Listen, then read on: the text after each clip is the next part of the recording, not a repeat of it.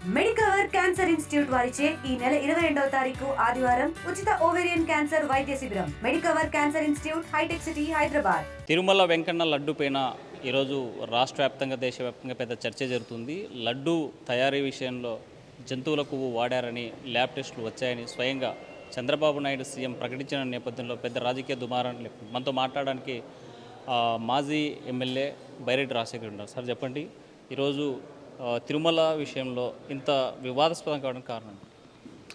చాలా మోసం అండి ఇది.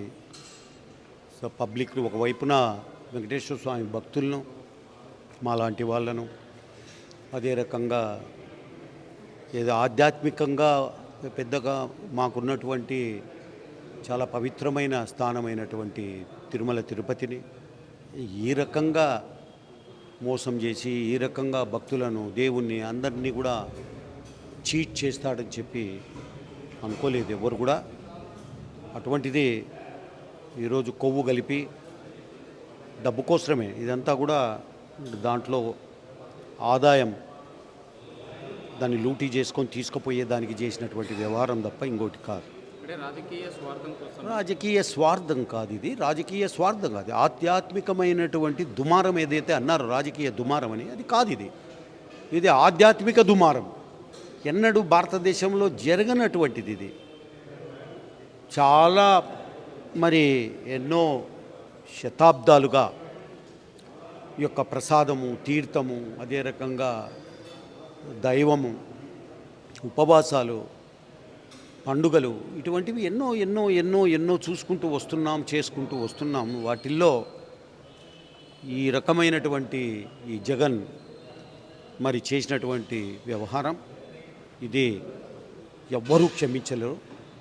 వాస్తవంగా వాళ్ళ తండ్రి గారు తప్పు చేశారు తిరుమల తిరుపతి దేవస్థానాన్ని దా విషయంలో. అదే రకంగా ఈయన ఒకటేసారి మరి ప్రసాదంలోనే నాకు అనిపిస్తూ ఉంది, ఒకవేళ దాంట్లో కేవలం కొవ్వే కాకుండా విషం కలిపినా కూడా భక్తులందరూ చచ్చిపోయారు. ఈ రకంగా తయారు చేశాడు ఆయన. మొన్న చూశారు మీరు, ఇక్కడ ఏదైతే మీరు కూడా రిపోర్ట్ చేశారు దాన్ని మీ ఆర్టీవీలో, లెబనాన్లో ఏదైతే పేజెట్స్ బ్లాస్ట్ అయినాయో అట్లా ఈ లడ్డూలలో ఈయన ఏమన్నా పెట్టినా మరి ఈ ఐడియా వచ్చినది కానీ పెట్టేవాడేమో. చాలా దుర్మార్గమైన చర్య.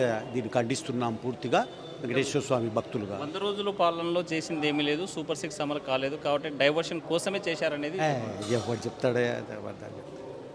ఎవడా చెప్పినది? ఇది అమలు జరగలేదా? ఎవడా రమ్మను జగన్ను రావాలా, ముందుకు రావాలి, వచ్చి ఎక్కడ జరగలేదో చెప్పమనండి.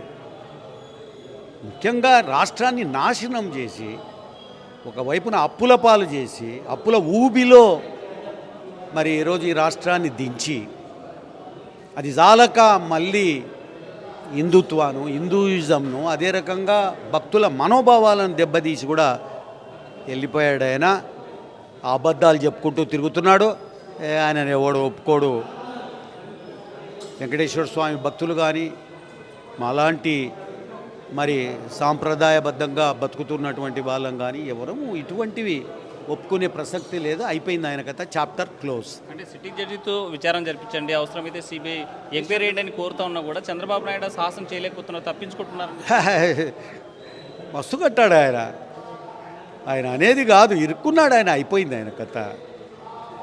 ఆయన ఎటువంటి పరిస్థితులలో ఇంకా ఆయనని ఎవరు కూడా, ఆయన ముఖం కూడా చూసే పరిస్థితి ఉండదు. ఇంకా అయిపోయింది, చాప్టర్ ఈజ్ క్లోజ్డ్. అంటే ఒకవైపు జేఈఓ అక్కడ ఇచ్చినటువంటి స్టేట్మెంటు, అంటే ముందు మాట్లాడింది క్లియర్గా ఎలాంటి కల్తీ జరగలేదని, తర్వాత చంద్రబాబు స్టేట్మెంట్ తర్వాత మార్చి మాట్లాడుతున్నారు. అంటే పొంతలేని సమాధానాలు ఇస్తున్నారు. పొంతలేదు. ముందు ఎక్కడి నుంచి వచ్చేది ల్యాబ్ రిపోర్టు, చాలా ఎక్స్పర్ట్స్ ఉన్నటువంటి ఒక ల్యాబ్ నుంచి, గుజరాత్ నుంచి వచ్చినటువంటి రిపోర్ట్ అది. దాంట్లో 20% గీ ఉంది, 80% కొవ్వు ఉంది ఏరి వచ్చిందండి. ఇంకా ఏం కావాలా దీనికంటే? ఇప్పుడు ఇక్కడ ఉన్నదంతా ఈ దుర్మార్గం ఏదైతే ఉందో, ఈ దుర్మార్గాన్ని మనము ఖండించకుండా ఉండలేరు ఎవరు కూడా. జగన్ ఇంకా నేను ఒకటే మాట చెప్తున్నా, కొవ్వు జగన్, ఆయన పేరు కూడా వైఎస్ జగన్ అనేది మార్చుకొని కొవ్వు జగన్ అని పెట్టుకోవాలా. అటువంటి కొవ్వు జగన్కు ఇంకా ప్రజలు ఎవ్వరూ కూడా ఆయన మొగం కూడా చూసేదానికి సిద్ధంగా లేరు. అంటే ఒకవైపు జగన్ ఈరోజు ప్రధానికి లేఖ రాశాడు, దీని మీద విచారం జరిపించండి, హిందువుల మనవాళ్ళు దెబ్బతీసేందుకు రాజకీయం చేస్తున్నాడు చంద్రబాబు, దీని ఎట్లా? రాజకీయం ఏముందయ్యా దీంట్లో? రాజకీయమా దీంట్లో? కథ అవుతుంది చూస్తుండండి మీరు. ఈజ్ ఫినిష్డ్, ఈ చాప్టర్ ఈజ్ క్లోజ్డ్. అతనేంది ఇంకా ఉండేది, ప్రజల దగ్గరికి వచ్చేది, అవుట్. రేపొద్దున యాండన్నా కనపడితే కూడా ఆ కొవ్వు ముద్దలు తీసుకొని మూతి మీద కొడతారు, చూస్తుండండి. ఫైనల్గా ఏం చెప్పదలుచుకున్నారు జగన్? తప్పు, ఆయన గురించి మాట్లాడాల్సిన పని లేదు. ఆయన రాష్ట్ర ద్రోహి. ఆయన రాష్ట్రాన్ని మొత్తానికి, రాష్ట్రం యొక్క ఆర్థిక పరిస్థితిని చిన్నాభిన్నం చేశాడు, నాశనం చేశాడు, అప్పుల పాలు చేశాడు, లూటీ జరిగింది, ప్రజల ఆరోగ్యాన్ని దెబ్బతీశాడు ఆయన పనికిమాలిన మద్యాన్ని సప్లై చేసి. అందరూ లివర్లు చెడిపోయినాయి, అది కూడా ఒక పెద్ద కేసు పెట్టాలి ఆయన మీద. ఈ లివరు ఎవరైతే చెడిపోయినాయో వాళ్ళందరూ కూడా ఈరోజు కేసు పెట్టాల్సినటువంటి అవసరం ఉంది ఆయన మీద. ఇదే కాదు, ఈ ఐదు సంవత్సరాల పరిపాలనలో రాష్ట్రము ప్రజలు ఎట్లా దెబ్బతిన్నారో, రైతులు అందరూ ఈరోజు ఏదో భక్తితో బతుకుతున్నాం మేము, దైవభక్తితో, దైవం అంటే భయంతో. అటువంటి దాన్ని కూడా దెబ్బతీశాడు ఆయన. అయిపోయింది ఆయన కథ, ఫినిష్ ఈజ్ ఫినిష్డ్.